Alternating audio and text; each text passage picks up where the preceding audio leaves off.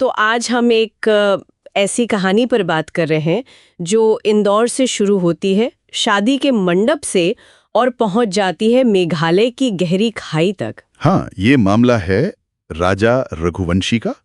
Transporter थे इंदौर के। जी। और सोनम। इनकी शादी हुई थी 11 मई 2025 को। बिल्कुल ताज़ा मामला। जी, और शादी के फौरन बाद ही, मतलब मुश्किल से हफ्ता 10 दिन बाद, 20 मई को ये लोग हनीमून के लिए निकल गए चेरापूंजी। चेरापूंजी खूबसूरत जगह, लेकिन यहीं से कहानी में एक डरावना मोड़ आता है ना। बिल्कुल, क्योंकि 23 मई को ही सोचिए हनीमून शुरू हुए, महज 3 दिन हुए थे, राजा और सोनम दोनों लापता हो गए। लापता मतलब कैसे? बस गायब। फोन बंद, कोई कांटेक्ट नहीं। बाद में उनका स्कूटर मिला लावारिस हालत में। ओह, तो यहीं से शक शुरू हुआ होगा कि ये सिर्फ घूमने गए थे और खो गए, या फिर कुछ और ही बात थी। सही बात है। सवाल यही था, क्या ये सिर्फ एक हादसा था या फिर किसी साजिश की शुरुआत? और फिर कुछ पता चला? हाँ, करीब 10 दिन तक तो कुछ खबर नहीं थी। फिर आई 2 जून की तारीख। 2 जून, क्या हुआ इस दिन? पुलिस को चिरापूंजी में ही एक बहुत गहरी खाई में एक शव मिला। शव? किसका? देखिए, हालत बहुत खराब थी, पहचानना लगभग नामुमकिन था। अरे बाप रे, तो फिर कैसे पता चला कि वो राजा ही है? 2 चीजें थी। एक तो उनके बाजू पर एक खास टैटू बना हुआ था। अच्छा। और दूसरा, उनकी कलाई पर एक स्मार्ट वॉच बंधी थी। इन दोनों से ही कंफर्म हुआ कि शव राजा रघुवंशी का है। तो जो गुमशुदगी का मामला लग रहा था वो सीधा मर्डर इन्वेस्टिगेशन बन गया। बिल्कुल, हत्या। शादी के सिर्फ 3 हफ्ते के अंदर। यकीन करना मुश्किल है।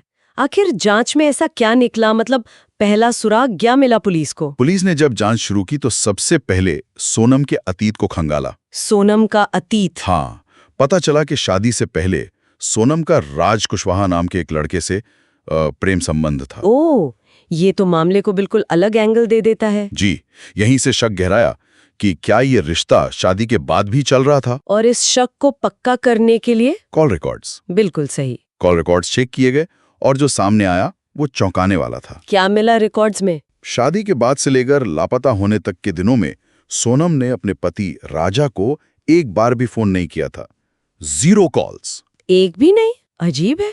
हाँ, लेकिन इसी दौरान सोनम ने संजय वर्मा नाम से सेव एक नंबर पर 119 बार कॉल की थी। 119 बार? और ये संजय वर्मा कौन था? पुलिस को पूरा शक है, बल्कि अब तो पुष्टि हो गई है कि ये संजय वर्मा असल में राज कुशवाहा ही था। बाप रे, 119 कॉल्स, पति को एक भी नहीं? ये तो साफ इशारा है। बिल्कुल, ये पैटर्न ही अपने आप में कहानी कह रहा था। तो क्या पुलिस मान रही है कि इसमें सिर्फ सोनम और ये राज कुशवाहा ही शामिल थे? देखिए, शुरुआती शक तो इन्हीं दोनों पर था, लेकिन जैसे जैसे जांच आगे बढ़ी पता चला कि मामला और भी बड़ा है। और कौन शामिल था? पुलिस के मुताबिक इस पूरी साजिश में सोनम और राज के अलावा 3 लोग और थे। आकाश, विशाल और आनंद। 5 लोग कुल मिला के? 5 लोग। और आरोप यह है कि सोनम ने ही राजा को रास्ते से हटाने के लिए इन सब के साथ मिलकर यह प्लान बनाया था। और इसके पीछे वजह क्या? सिर्फ वो पुराना रिश्ता? वजह तो अभी पूरी तरह साफ नहीं है, लेकिन पैसों की बात भी सामने आ रही है। कहा जा रहा है कि सोनम ने राजा को मरवाने के लिए करीब 20 लाख रुपए की सुपारी दी थी। 20 लाख रुपए सुपारी? ये तो किसी फिल्म की कहानी लग रही है। हाँ, लेकिन ये हकीकत है। रिश्तों का उलझाव, धोखा और अब पैसा भी। तो इन सब खुलासों के बाद गिरफ्तारियां हुई? जी, जैसे ही ये साजिश सामने आई पुलिस हरकत में आ गई।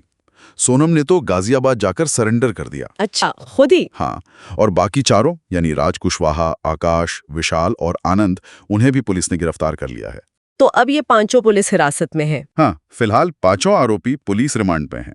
उन पर हत्या, आपराधिक साजिश रचने और सबूत मिटाने के गंभीर आरोप हैं। पूछताछ चल रही है। ये तो वाकई एक उलझी हुई और दुखद कहानी है। मतलब इंदौर से चेरापूंजी तक का ये सफर एक भयानक अंत पर खत्म हुआ। बिल्कुल, ये सिर्फ एक क्राइम की कहानी नहीं है। इसमें प्यार है, धोखा है, लालच है, सब कुछ मिला हुआ है। और ये सोचने पर मजबूर करता है कि जब रिश्ते की बुनियाद ही मतलब झूठ और धोखे पर टिकी हो, तो फिर अंजाम कितना खतरनाक हो सकता है। सही कहा। और एक सवाल जो मन में आता है कि विश्वास जब इस तरह टूटता है, अपने ही जब ऐसा करते हैं, तो फिर सच और दिखावे में फर्क करना कितना मुश्किल हो जाता है। भरोसे का कत्ल शायद सबसे पहले हुआ इस कहानी में। बहुत गहरा सवाल है।